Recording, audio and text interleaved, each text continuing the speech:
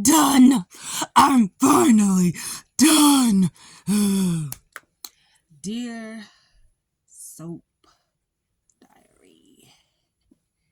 Alright, so today in General Hospital, Nina was finally done with Drew. She should have been done with Drew. Portia wrote her letter of resignation. Curtis told her, hold up, wait. There's more. So, he's gonna try to go to the church and see what's what. I'm not gonna lie. I was on Twitter today. I heard that Curtis told Willow the truth. I skipped to the end of the episode because the rest of it wasn't even doing it for me. Ask me what Michael, Carly, and Sonny was talking about at the table.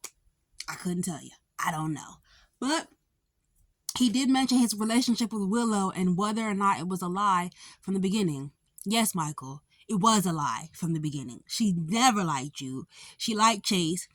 But that money, that access, that influence, that power, and the fact that she could be with a baby or the child she thought was her baby, that was enough to keep her coming around. She wasn't leaving. Ever since you had that private wine tasting for her, it was never the same. She was never going back to Chase in Section 8. I'm sorry, she wasn't. That little apartment, please.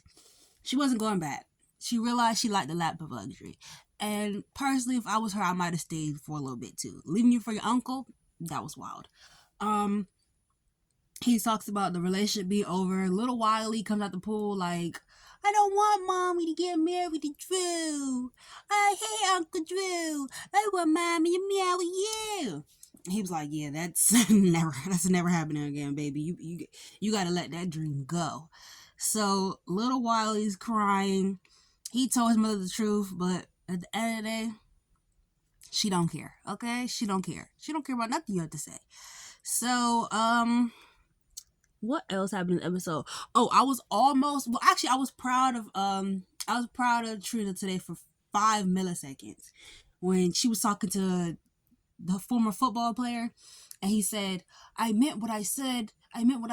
Nah, say it again. What did you say? Because you was manipulating me. That's why you can't say it again. I love you, Trina. I love you, Trina.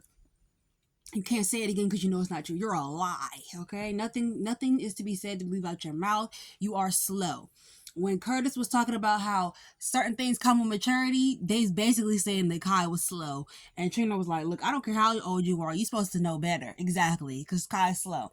So I was proud of her when she was like, why are you wearing a suit? I'm going to Drew's wedding. All right, yeah, I'm done. It's over. She walked out the door. She go to see her parents. Her mom's like, don't let us stop you. Don't let us influence your decision. Here she go. This one, she disappointed me. Should I take him back? Should I act like nothing happened? I take him back? I should let him be my man again and play me for a fool again? Should I, mommy? Is that what you said? Because I'll do it. The mother was like, oh, hell no, that's not what I said, girl. Get out of here. We said he's a snake, okay? But we said don't let us influence that. You need to come to that conclusion on your own, which I feel like you are. I just, was like, don't let us run you.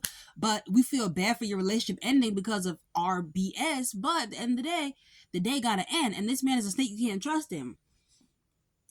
She really disappointed me with that because the interpretation of that scene is really supposed to be, so what do you want me to do? Take him back? Now, you guys think I should take him back? Looking like she just want to go over there. Like, Trina, you'll be fine without him. Boys are like buses. Miss one, next 15, one coming. Plus, you cute. You can get somebody else at school. Like, Kai was really not it. He was really nothing. All part, he was nothing. It was nothing going on. It was nothing going on up here. It was nothing going on down there. It was nothing going on right here. It was just nothing. Anyways, y'all, I want to go watch BMF, so I'm gonna make this fast. What else happened in this episode? Yeah, people always talk about with recast, like, oh, they just doing what's on the page. Everybody has a different interpretation of what's on the page. Also, with soaps, you have a little extra leeway because they can't make you do it 7 times over and over again. You interpreted it to sound like that. That's why it sounded like that. It sounded weak-willed because this particular actress portrays Trina as weak-willed, okay? Anyways, what else happened on this episode wasn't a goofball. Liesl was in the room with them, and today basically episode was a lot of people putting up people they didn't want to put up with. So Liesl was putting up with Elizabeth. She was like, yeah, okay, you're here, I'm gonna put up with you for the sake of Willow, but just know that next time I see you is on site for what you did the last time with helping Nicholas keep that girl that was a serial killer that killed my child. Just know it's on site next time I see you. So yeah, duck or play if you want to. So she told her that what's the people, Alexis had to put up with talking to Drew today, with him talking about everything's gonna be okay for Scout, which is a lie. He said he's not gonna keep them out of her life, but he don't really think Rocco's her brother. He just disregards every single thing that they tell him. He just want to do what he want to do. Marco and Lucas, Sitwell Jr. and Lucas was in the bed today, and he said like something about getting out the friend zone. Was that the first time they did yeah? I didn't think that, but okay, I guess that's the first time they did yeah. This is a record, because no offense, I've never seen a couple of their the type of couple they are take this long on a television show. So anyways, because him and Lucas was together the first night. Let's see. Him and Brad were together the first night. Nina had a conversation with with Ava about everything, and she revealed that she thinks that Willow's the stalker, and it all makes sense. What else? Girl, y'all. Nina, going back to Obrecht. So Obrecht was in the room with all of them, and Alexis and Scout walked in, and they wanted to give Willow that gift, which was a picture of the two of them together, which is literally a picture they took yesterday, because Willow don't spend no time with that girl. So she's like, oh, do you want me to call you mom? And that really hurt Alexis' heart real bad. So she went to the corner or whatever, and Obrecht was like, she called her some name Davis, but I love when Obrecht started calling people like Ann Morgan and Dora Davis or whatever she said to the girls. So she was like, we're members of a horrible club, and they talked about, losing their daughters and everything like that. I know that was a hard moment for Alexis, and Willow told her, you don't have to call me that. Like, just know I got your back. For now,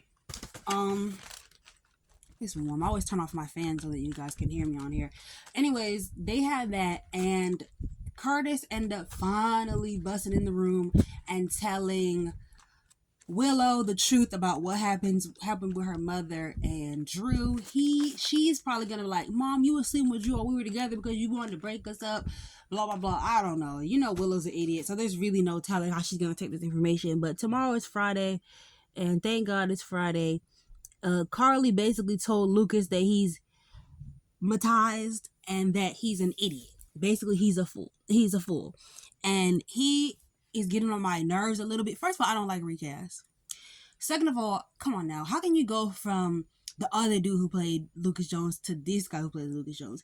He tried to walk up on Sonny. Sonny was like, yeah, next time nobody got hurt this time, but don't let it be a next time.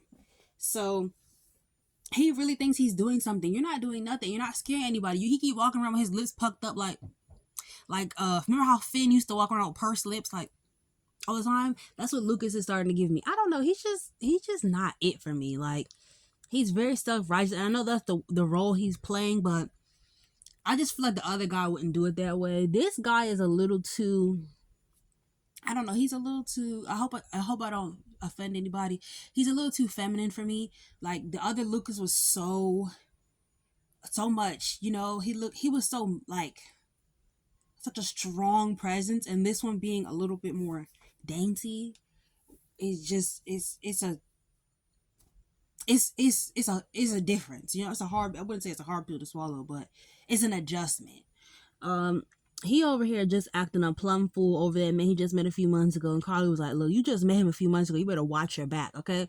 Because we real gangsters, we real thugs out here, and you could get touched, okay?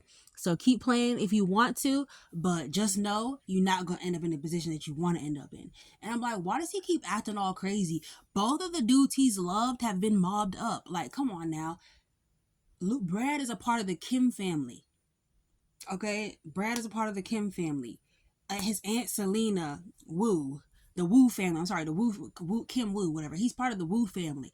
And then Marco is part of the Sidwell people, and they're mobbed up. Then you have him who was born from mob. It's like, you need to either leave mob people alone or shut up, because either way it goes, you're under the code of silence. I know you be a civilian, but you can still get touched, okay? Lucas, you can still get touched. Marco's family could touch you. The Woos could have touched you when you were over there too. The Corinthos as well. It's too many mob around. You need to separate yourself from this. You need to go get a civilian dude so y'all can live a civilian life. But you can't get in a relationship with mobbed up dudes and then try to act like you don't know what it is. Like I said, Carly said, we real gangsters, we real thugs. Just know you can get touched. So play if you want to, okay? Act up, you can really get clapped up. And I don't want to see that happen to you because you're my brother, okay? So that's basically the end of the episode. Only thing I'm looking forward to tomorrow is Willow find out the truth and see what she's going to do about it. We all know nothing's going to come of it. But see what she does about it. That's it. Trina look like she finna take Kai back, and you know what? If she does, she's a lost cause. I'm giving up on her, as if I was really rooting for her that much anyway. But I would truly be like, okay, girl, just do you. I'm done. So I think that's the end of the episode. I'll see you guys later for my Beyond the Gates review. Yeah. All right, good night, y'all. I'm about to do my hair, so I gotta hurry these up.